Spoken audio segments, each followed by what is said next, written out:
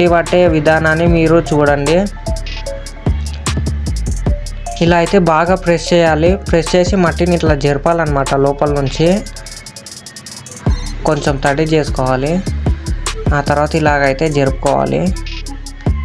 దీన్ని మేము తొట్టి అంటాం అన్నమాట. ఈ విధంగా అయితే పట్టుకోవాలన్నమాట.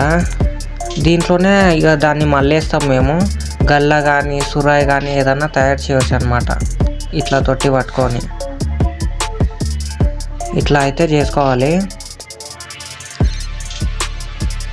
ఆ తర్వాత ఇలాగైతే బద్దతో మంచిగా మట్టిని గుంజుకుపోవాలన్నమాట.